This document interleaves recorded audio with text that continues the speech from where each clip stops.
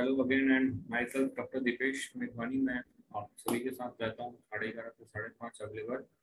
और हर बार की तरह आज हम एक नया टॉपिक डाइजेस्टिव सिस्टम लेकर आ रहे हैं जो काफ़ी समय से पेंडिंग चल रहा था। हम लोग को ये क्लियर करना ही था, तो मैं ज़्यादा टाइम वेस्ट नहीं करते हुए डायरेक्ट सेशन स्टार्ट करता हूँ। पहले हम ये समझ लेते हैं कि हम डाइजेस्टिव सिस्टम होता क्या है। जब हम सिस्टम की बात करते हैं तो सबसे पहले बेसिक सिस्टम हमको डाइजेस्टिव सिस्टम ही पढ़ना होता है, क्योंकि हम जब आयुर्वेद की तरफ से जब बात करते हैं, आयुर्वेद की बात करते हैं, तो उसमें हम लोग अग्नि की महत्वता को बहुत जोर देते हैं। मतलब डाइजेस्टिव पावर जो है, जो डाइजेस्टिव कैपेसिटी जो है, उसे हम बहुत जोर देते हैं। ठीक है, तो उस पर हम पहले ये देख लेते हैं कि मॉडर्न के हिसाब से डाइजेस्टिव सिस्टम होता क्या है, डाइजेशन कैसे होता है, फिर हम थोड़ा धीरे धीरे करके आयुर्वेद की तरफ बढ़ेंगे। तो देखिए, ये एक सिस्टम डायग्राम है, जिसमें आप सबसे ऊपर देखेंगे सलाइवरी ग्लैंड्स हैं, फिर फेरिंग्स हैं, इसोफेगस। तो हम देखते हैं सलाइवरी ग्लैंड्स यहाँ पर अभी इसको लार की ग्रंथियां बोलते हैं। तो जब भी हम खाना खाते हैं या कुछ भी खाते हैं, तो डाइजेशन यहीं से स्टार्ट होता है। जब आप चबा चबा के खाते हैं तो लार बनने लगती है, लार में कुछ एंजाइम्स रहते हैं, वहां से ही डाइजेशन स्टार्ट होता है और वो धीरे धीरे करके आगे बढ़ता है। फिर वो फेरिंग्स से होते हुए ईसोफेगस के सहारे स्टमक में आकर गिरता है, जिसको आमाशय बोलते हैं, है ना। स्टमक में जब आता है, स्टमक में HCl नाम का एक एसिड ही बोलना चाहिए, एसिड रहता है, जिससे मेजर पाचन हमारा स्टार्ट होता है वहां पर, जिसका pH 2.0 रहता है। उस वहां से जब पाचन स्टार्ट होता है, तो लेट अस सपोज आपने रोटी खाई, अच्छे से चबा चबा के वो एक गोला बन करके स्टमक में गिरता है। स्टमक में भी ऐसे मूवमेंट्स होते हैं जिसकी वजह से थोड़ा और वो चर्निंग होती है, उसको बोलना चाहिए लुब्बी जैसा बनता है, और उसका डाइजेशन वहीं पे स्टार्ट होता है। HCl से उसका डाइजेशन स्टार्ट होता है। आयुर्वेद की भाषा में हम इसको आमाशय इसलिए बोलते हैं कि यहाँ पर आयुर्वेद के हिसाब से भी यहाँ पर सबसे पहला डाइजेशन यहीं से स्टार्ट होता है और कफ की अवस्था बनती है। हाँ, तो यहाँ से स्टार्ट होने के बाद में ये छोटी आंत है जो बहुत घूमी हुई है, स्मॉल इंटेस्टाइन आप देख रहे होंगे, यहाँ पर आता है। यहाँ पर कुछ एंजाइम होते हैं और कुछ लीवर के एंजाइम मिलते हैं, कुछ पैंक्रियास से एंजाइम होते हैं। ये सभी आकर के सेकंड स्टेज को फॉलो करते हैं और सेकंड स्टेज का पाचन स्टार्ट होता है। उसके बाद में हमारा जो फूड है, जो डाइजेस्टेड फूड है, वो बड़ी आंत में आता है। वहां पर थोड़ा बहुत पाचन होता है और बहुत सारा एब्जॉर्प्शन होता है, कि जो भी हमारे काम की चीजें हैं वो बॉडी द्वारा ले ली जाती है, अवशोषित कर ली जाती है, और जो भी गंदगी है वो बाहर निकल जाती है। एक बेसिक हमारा जो पाचन है वो इसी थ्रू जाता है, और फिर जो भी गंदगी है वो एनल रूट से या गुदा द्वार से बाहर आ जाती है। एक एक बेसिक हमारा जो डाइजेशन का स्ट्रक्चर है वो ऐसे ही फॉलो होता है, राइट। इसके बाद अब हम थोड़ा सा इस बार आयुर्वेद की तरफ जाएंगे, तो आपको ये समझ में आएगा कि मैं हर बार जो डाइजेशन की बात करता हूँ या जो चीजें बोलता हूँ वो क्यों बोलता हूँ। ठीक है,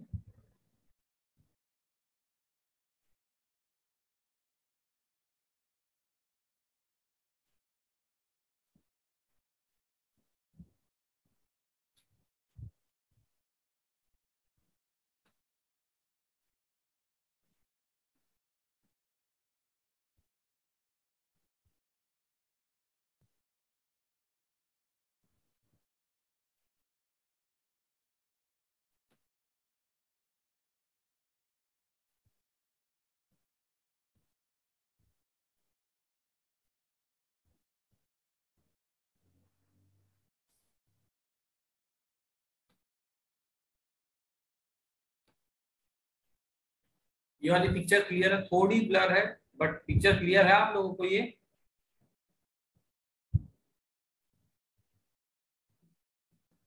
पिक्चर क्लियर है आप लोगों को, ये जो अभी मैंने वो की है।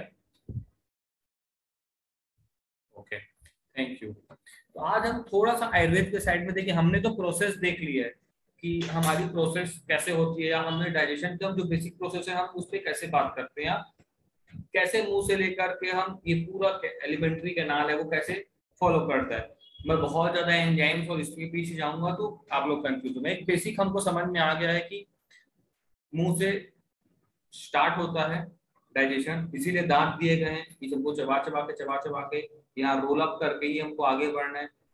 स्टमक है, स्टमक में थोड़ी देर वेट करता है, फिर आगे छोटी आंत, बड़ी आंत, फिर लेटरिन के रस्ते से बाहर। अब जब ये पूरी प्रोसेस होती है तभी हमको बोला जाता है कि वो खाना खा के सोना नहीं है, खाना खा के पढ़ना के लिए भी मना करते हैं, खाना का कोई भी ऐसा काम नहीं करना है जो हमको थोड़ी भी ताकत। क्यों? क्योंकि जब भी हम स्टार्ट करते हैं खाना तो पूरा जो ब्लड फ्लो है पूरा उस ऑर्गन की तरफ जाता है। लेट अस सपोज अमाशय में है अगर फूड तो अमाशय की तरफ जाएगा, छोटी आंत में है तो छोटी आंत में जाएगा, बड़ी आंत में तो बड़ी आंत में जाएगा। तो अगर उस समय आप दौड़ते हैं या पढ़ाई करते हैं या कुछ और काम करते हैं या सो जाते हैं तो वो जो ब्लड फ्लो है वो डिस्टर्ब होता है और दिक्कत आती है। इसीलिए वज्रासन में बैठने बोलते हैं, हल्का हल्के कदमों से वॉक करने से पावक का जो कॉन्सेप्ट है वो आया है। लेकिन जब अपन आयुर्वेद की तरफ जाते हैं, थोड़ा सा हम आयुर्वेद का आज थोड़ा डीप में बात करेंगे क्योंकि मेरे लिए ये आप लोगों को समझाना जरूरी है कि हम आयुर्वेद की जब बात करते हैं, हम जब किसी भी कंपनी को प्रमोट करते हैं कि हम आयुर्वेदिक कंपनी से या जो भी है, तो हमको ये पता होना चाहिए कि आयुर्वेद डाइजेशन के बारे में क्या बोलता है, आयुर्वेद के हिसाब से डाइजेशन क्या होता है। तो हम 8 चीजों को फॉलो करते हैं कि हम जब भी कुछ खाते हैं, राइट। बहुत बार ये होता है कि डिस्ट्रीब्यूटर से कॉल करते हैं, सर कुछ भी खा रहे हैं तो दिक्कत आ रही है, पानी भी पी रहे हैं तो एसिडिटी हो रही है ना। तो ये चीज हमको सोचनी पड़ती है ना। तो इसमें हम 8 चीजों को कवर करेंगे कि क्या रहता है, कैसे रहता है और क्यों रहता है। इन चीजों को हम 8 चीजों के अंदर में फिट करेंगे। तो पहला आता है प्रकृति। प्रकृति का कहता है कि नेचुरल क्वालिटी ऑफ फूड।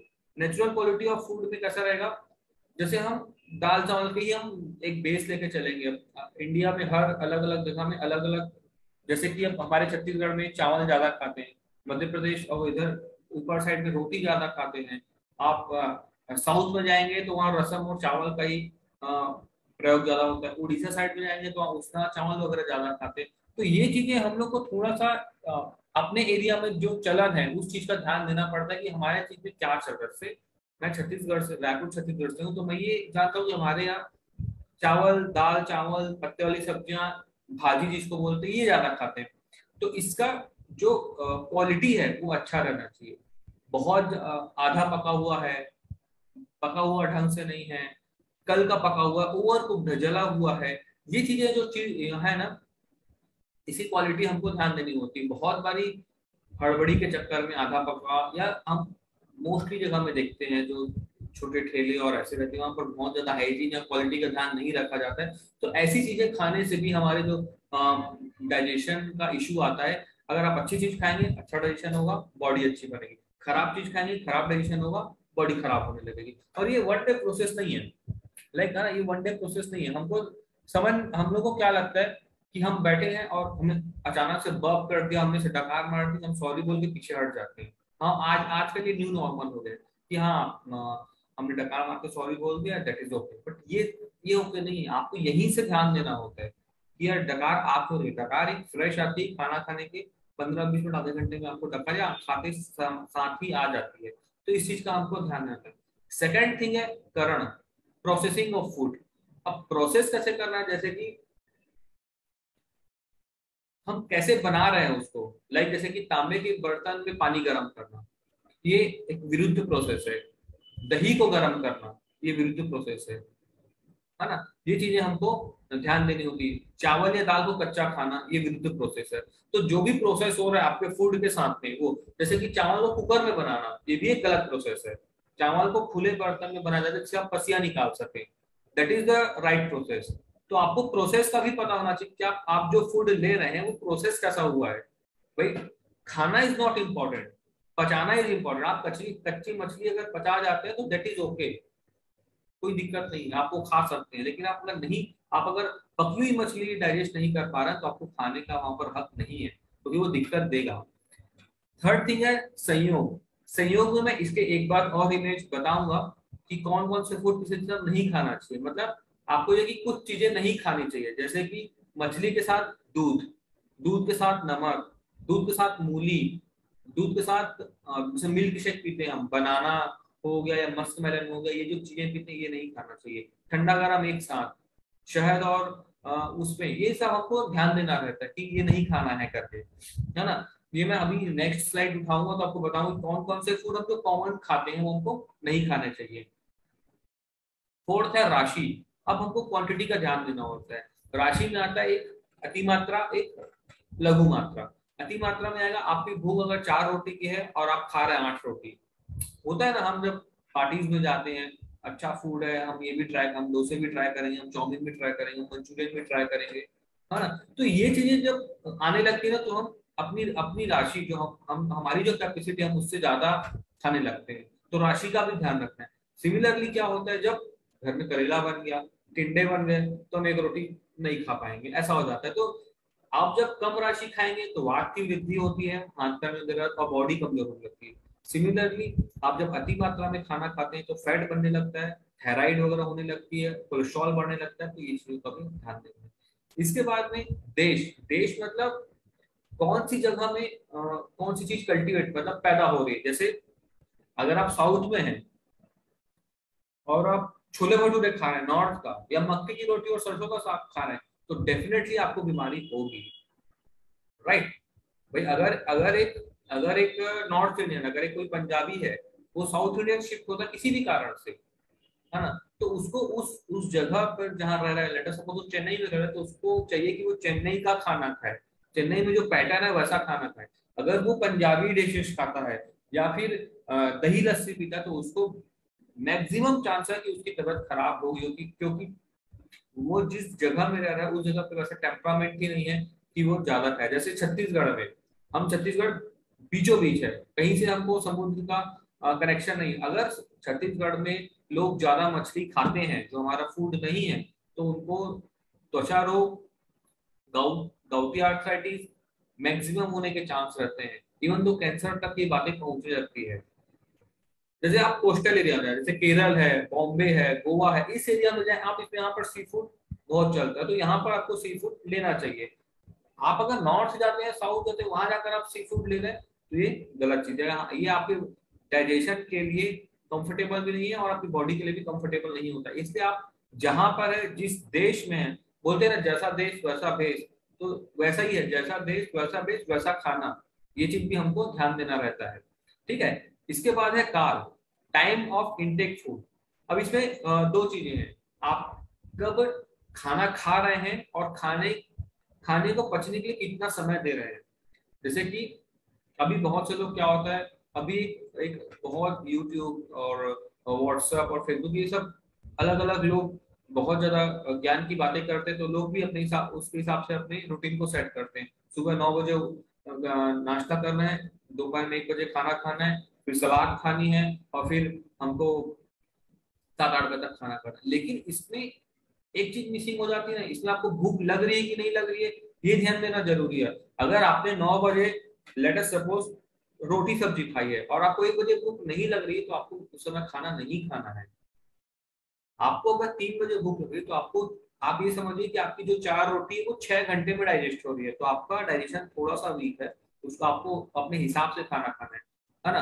अभी अगर हम 100 लोग हैं इस मीटिंग में, तो जरूरी कि 100 के 100 लोग एक कटोरी दाल चावल 4 घंटे में डाइजेस्ट कर जाए। हो सकता है कुछ लोग 1 घंटे में डाइजेस्ट कर जाए, हो सकता है किसी को 3 घंटे लग जाए, हो सकता है किसी को दिन भर लग जाए।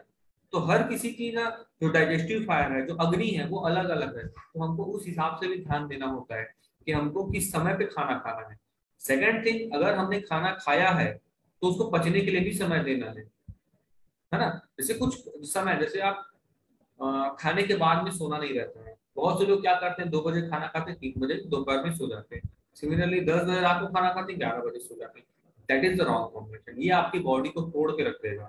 और आज पता नहीं पड़ता है, टुडे आई एम 33, आप मेरे को जो दो मैं डाइजेस्ट कर जाऊंगा, नहीं डाइजेस्ट करूंगा, जो भी टॉक्सिन बनेगा वो बाद में मेरे को तकलीफ देगा।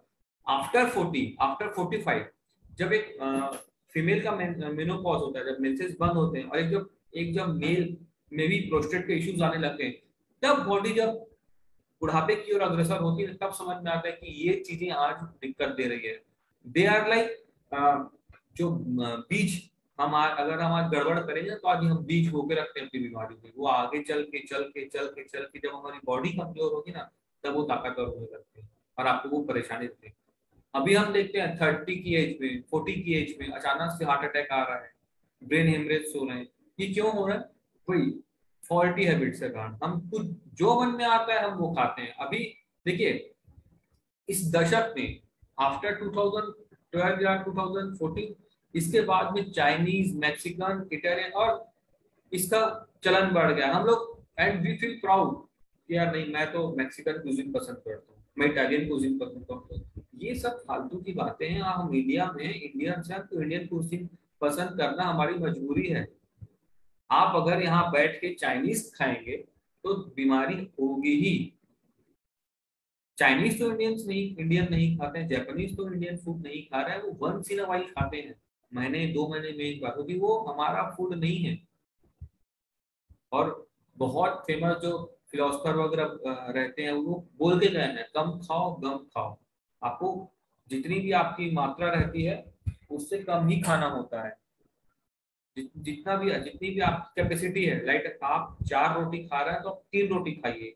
गम खाओ, इसका ये मतलब है कि आपकी बॉडी के जो टॉक्सिन्स हैं जो आगे चल के आपको परेशानी दे, वो भी डाइजेस्ट होने होने लगते हैं। हमारे आयुर्वेद में ये है, जब भी आपको बीमारी हो रही है आप लंघन करिए। लंघन मतलब सीधा उपवास कर लीजिए, मूंग दाल का सूप पी लीजिए, मूंग दाल का पानी पी लीजिए। बहुत से लोग अभी मेरे से डिस्कस करते हुए तो मैं हर बार खिचड़ी और दाल रोटी खाने बोलता हूँ। क्यों? क्योंकि वो सुपर फूड है, वो आप खाएंगे और फटाक से डाइजेस्ट हो जाएगा। तो फिर जो डाइजेस्टिव पावर हमारे पास बचती है ना, वो पूरे जो टॉक्सिन्स है उसको सेटल करने में लगती है। ठीक है, तो ये हमको ध्यान देना कि हमको कब भूख लग रही है, हम कब खाना खा रहे हैं, कितनी मात्रा में खाना खा रहे हैं, ये ध्यान देना है।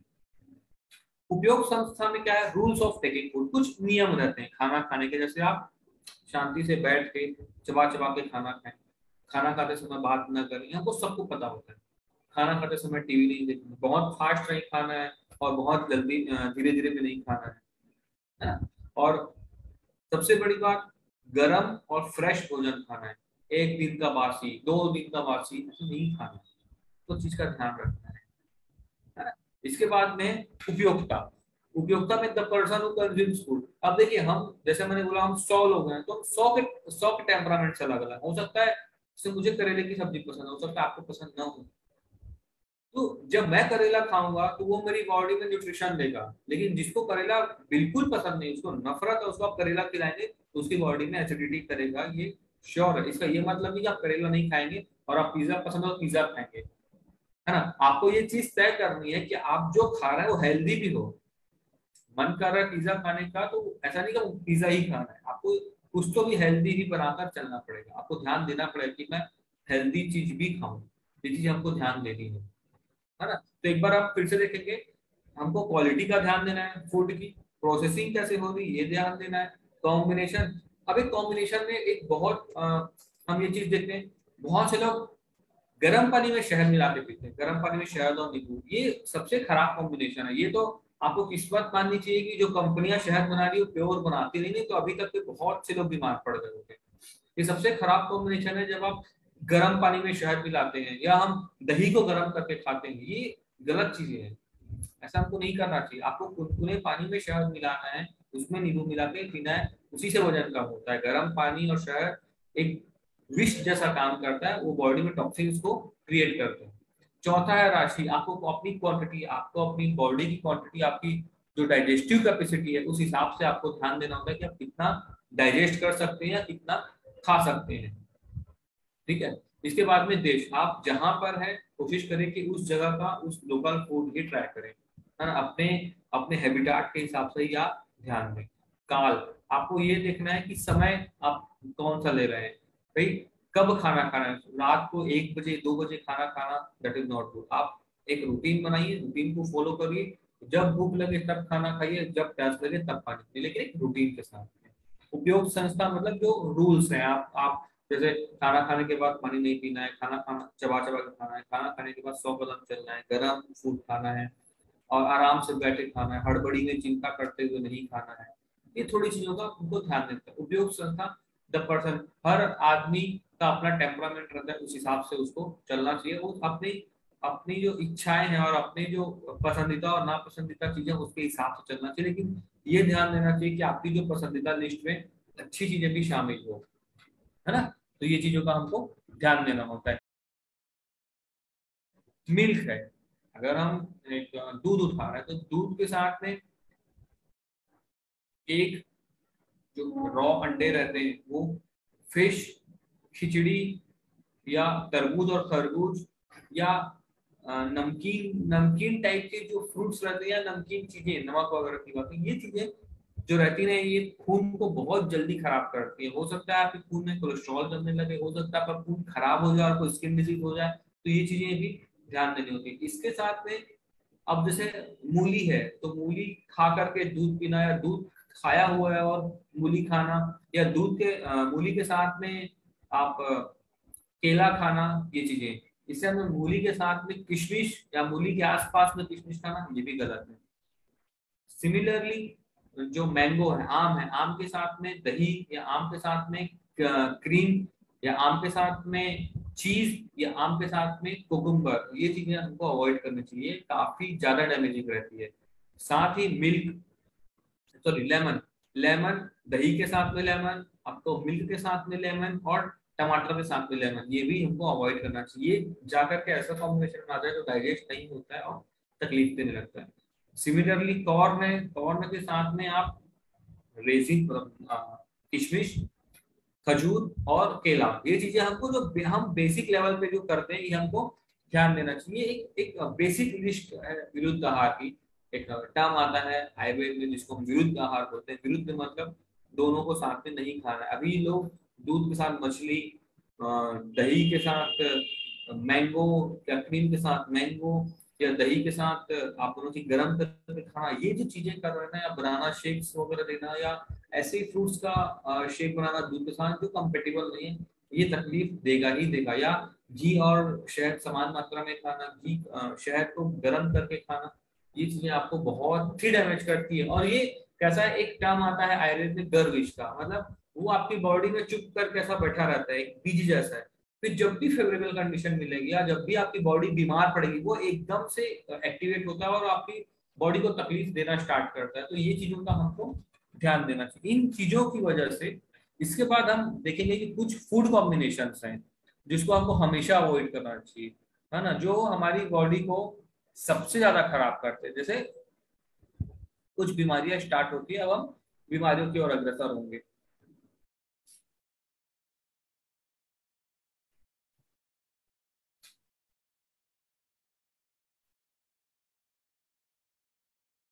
अब देखिए बीमारियां हम दो पार्ट में हमने डिसाइड की, एक साइड अपर मतलब स्टमक के ऊपर, स्टमक से यहाँ तक का, और लोअर में स्टमक से नीचे या नाभि के ऊपर और नाभि के नीचे पकड़ के चलिए। बहुत एक बेसिक कॉन्सेप्ट है। यहाँ पर नाभि रहती है, तो नाभि के ऊपर लीवर और ये सब आ गया, नाभि के नीचे ये हो गया। हम पहली स्टार्ट करते हैं GERD। GERD मतलब गैस्ट्रो इंटेस्टाइनल रिफ्लक्स डिसीज, मतलब जो भी आप खाएंगे वो ऊपर आता है, खट्टी डकारें आती है या खट्टा पानी मुंह में आ जाता है ना। तो ये चीजें होती, ये कब होता है, ये मोस्टली कब होगा, जब आप बहुत तेल मिर्च मसाला खाएंगे या ड्रिंक करेंगे, नॉनवेज खाएंगे, और जब जरूरत नहीं है आप खाते जाएंगे। लाइक आपने 1 बजे खाया है, कोई दोस्त जा रहा है 3 बजे फिर खा लिए, फिर कोई दोस्त है मेरा फिर 6 बजे खा लिए, तो ये चीजें आपको, तो ये फिर वो उल्टी आने लगता है, उल्टी आ आके या फिर बहुत बार उल्टी दबा देते हैं तो फिर सिर दर्द करने लगता है। तो ये जो रिफ्लक्स डिसीज है, इसमें अपन अगर ये किसी को हो रही है, किसी को आपको दिख रही, तो आप सीधा सीधा सिंपल ये करें, उसको आप खिचड़ी और दाल, देखिए आपको पेट का कोई भी समस्या है, उसे कॉमन खाना खिचड़ी और दाल रोटी रहेगा, जब तक वो सेटल नहीं हो रहा, जब तक उसके सिम्टम्स कम नहीं हो रहे। खिचड़ी, सुबह खिचड़ी, रात को दाल रोटी, 2 ही बार खाना है, तीसरी बार खाना ही नहीं है।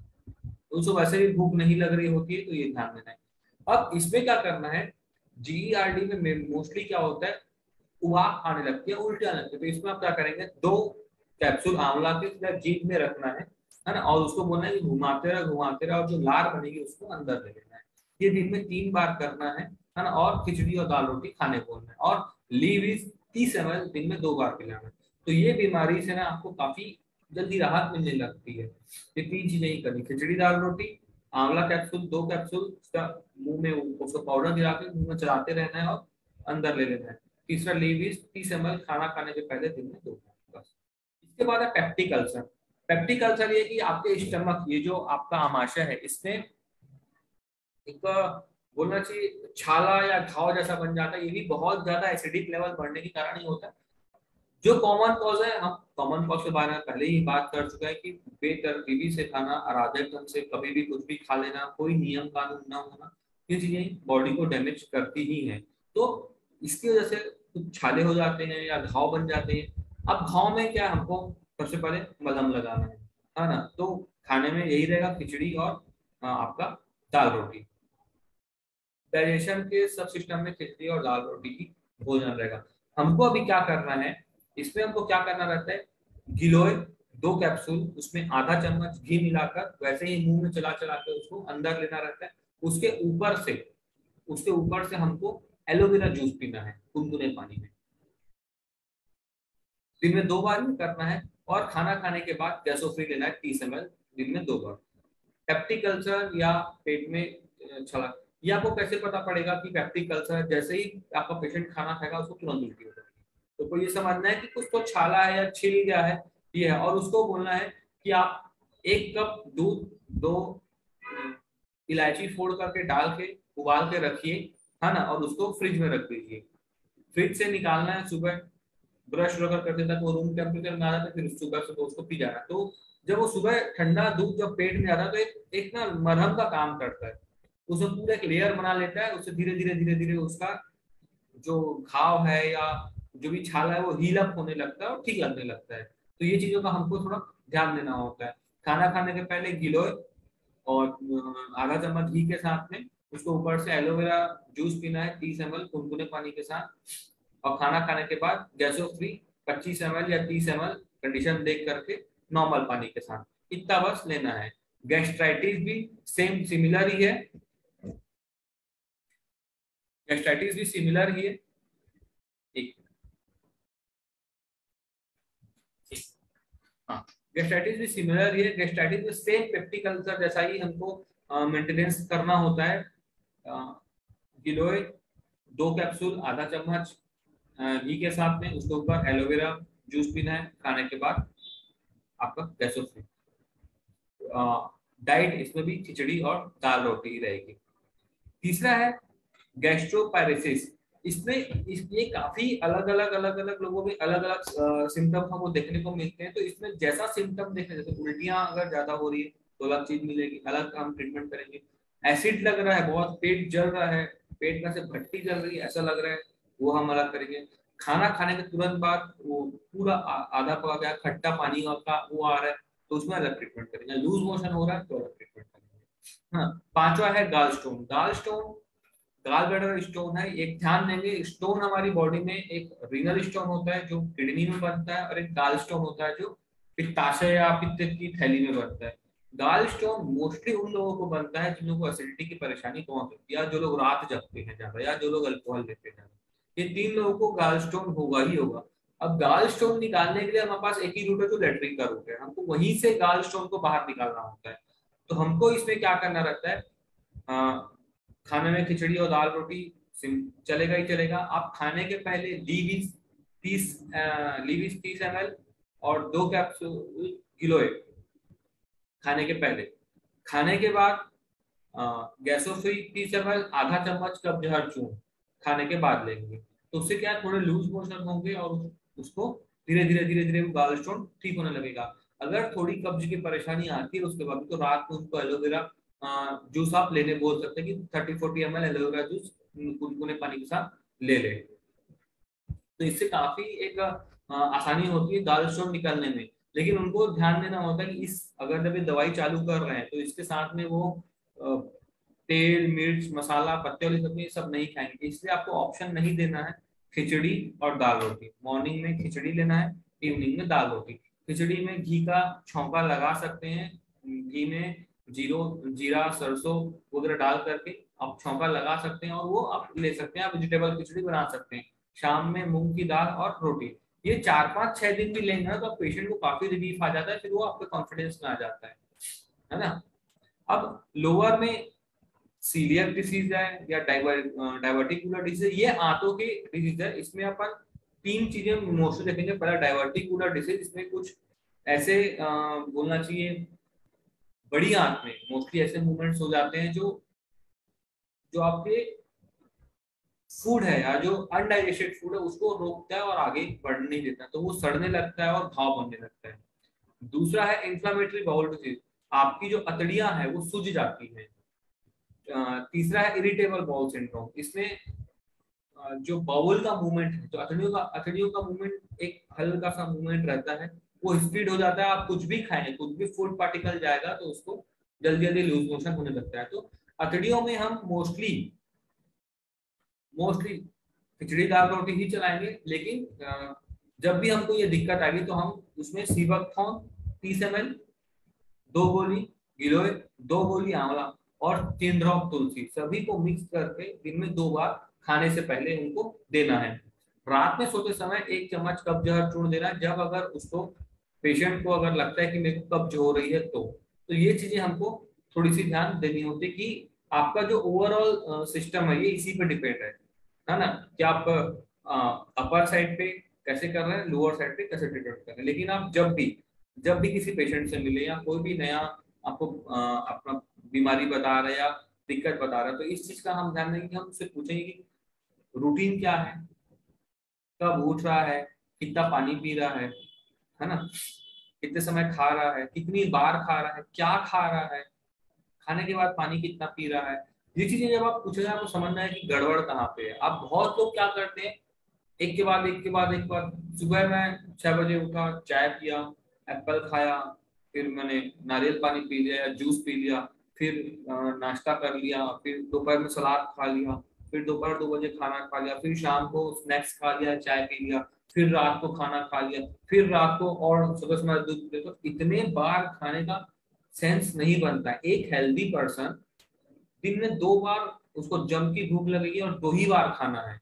बार बार खाना खाना आयुर्वेद के हिसाब से अत्यशन है और ये आपके एसिड लेवल को बढ़ाता है बॉडी में।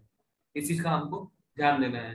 तो खाने का रूटीन कैसा रहना चाहिए, एक एक नॉर्मल आयुर्वेद के हिसाब से रूटीन क्या रहना चाहिए। आप सुबह अगर 7 बजे, एक नॉर्मल पर्सन 7 बजे उठता है, अभी चाय कॉमन है, चाय पीते हैं, फ्रेशन अप होते हैं, नहाने के बाद अगर आपको भूख लग रही है तो आप खाइए, नहीं तो एक एप्पल खा करके आप घर से निकल जाइए, आपको 1-2 बजे तक भूख लग जाएगी। अगर आप सलाद खाते हैं तो सलाद खाने के जस्ट पहले सलाद खानी। अगर आप लेट सपोज सलाद आपको खाना है कि नहीं, हम फाइबर चाहिए या पतला होना है या किसी भी कारण से, तो आप खाने से पहले सलाद खाएंगे।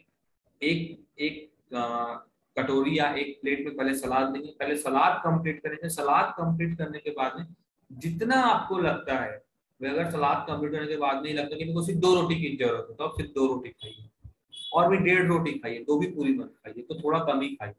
उसके बाद में शाम को भी यही, अगर शाम को सलाद नहीं खाते तो हल्का आहार ही लीजिए, उपमा, दलिया, खिचड़ी, दाल रोटी, ओट्स, है ना, पोहे, ये सब लीजिए, है ना। या अगर दूध पीने के शौकीन है तो सिर्फ दूध कॉर्नफ्लेक्स में, दूध म्यूसली में, या सिर्फ दूध भी पियेंगे तो चलता है। लेकिन दूध भी पीना है, खाना भी खाना, दैट इज नॉट ओके, क्योंकि इतना हम वर्कआउट नहीं कर रहे। जिन लोग वर्कआउट करते हैं, जिन लोग फील्ड वर्क करते हैं, उनके लिए सही है। तीसरी चीज है, खाना खाने में कुछ चीजों का हमको ध्यान देना रहता है कि हमको क्या फूड खा रहा है। अगर एक एक नॉर्मल प्रोसेस अगर आप आयुर्वेद के हिसाब से बात करें तो आयुर्वेद में सबसे पहले आपको मीठा खाना रहता है। अगर जो भी डेजर्ट है वो पहले आप मीठा खा लें, क्योंकि उससे पूरा ल्यूब्रिकेटेड हो जाता है। एक जो जैसे हम आग में घी डालते हैं ना तो आग अच्छी रहती है, वैसे ही मीठा वही काम करता है, आपकी आग को बढ़ाता है, डाइजेस्टिव फायर को बढ़ाता है। उसके बाद में थोड़ा खट्टा, नमकीन, है ना, और लवण, वो करना है। उसके बाद में तीखा, कसैला, कड़वा, वो सब बाद में खाना होता है। क्यों? क्योंकि उसी हिसाब से हमारा डाइजेस्टिव प्रोसेस चलता है आयुर्वेद के हिसाब से, और वो आपका सबसे हेल्दी रूटीन है। हमारे पहले के लोगों को देखिए, हमारे दादाजी, उनके दादाजी, वो 90, 92, 95 ईयर्स तक जीते, और अभी हम 30, 35 में ही 10 बीमारियां आपको घेर लेती। क्यों? क्योंकि हमारी ईटिंग हैबिट्स फॉल्टी है। अब ये चीजें भी ध्यान देनी। दूसरा, जब आप पूछेंगे कि भाई यूरिन कितनी बार हो रहा है, तो 5 से 6 बार यूरिन होता है। रात में मोस्टली उठने की जरूरत नहीं पड़नी चाहिए, उठ रहे हैं तो उनको दिखाना चाहिए। अब आती है लेटरिन कितनी बार जाना चाहिए। अगर लेटरिन की हम बात करें तो एक जो हेल्दी पर्सन है, जिसका सब चीज सही है, वो दिन में एक ही बार जाएगा। वो सुबह उठेगा और उसको मोशन होगा केले के आकार में, मिट्टी के कलर का या ब्राउन कलर का, और एक बार में वो मोशन हो जाएगा। ऐसा नहीं कि बहुत देर तक बैठे हैं, आधा घंटा बैठे हैं, मोबाइल चला रहे हैं, वो नहीं होगा। वो जाएगा, 5 मिनट में वापस आ जाएगा। वो करने के बाद बहुत फ्रेश लगता है, बहुत पेट हल्का लगता है, मन प्रसन्न लगता है। ये अगर आपको नहीं आ रहा तो आप कब्ज चूर्ण लेके देखिएगा। जब आप अच्छे से पेट साफ होता है ना, अच्छे से पूरी जो हम नॉर्मल भाषा में बोलते हैं टंकी खाली हो जाना। जब वो टंकी खाली हो जाएगी ना, आपको बहुत ही हेल्दी, बहुत ही रिलैक्स और लाइट लगेगा। तो ये चीजें आपको थोड़ी ध्यान देनी है। आप जब ये पूछेंगे ना पेशेंट से कि आप ये होता है, तो वो बोलेंगे नहीं, इनको नहीं होता। तो पहले आप उस पर काम करिए, पहले उसके डाइजेशन पे काम करिए, पहले उसको पेट पे काम करिए, तो आपको इजी रिजल्ट्स मिलने लगते हैं। हम क्या करते हैं, अरे सर गाल स्टोन है तो गाल स्टोन के लिए दवाई दे देते हैं। नहीं, पहले हमको ध्यान देना है। सर डायबिटीज है, हमने मेटाबॉलिक स्टेजेस बनाए हैं, उसमें हम बिना डायबिटीज के हम शुगर को कंट्रोल कर रहे हैं। क्यों? क्योंकि उनका रूटीन ही खराब रहता है। जब आप रूटीन को ही आप एक फ्रेम में फिट कर लेंगे ना, तो आपको 80% परेशानियां खत्म होती दिखाई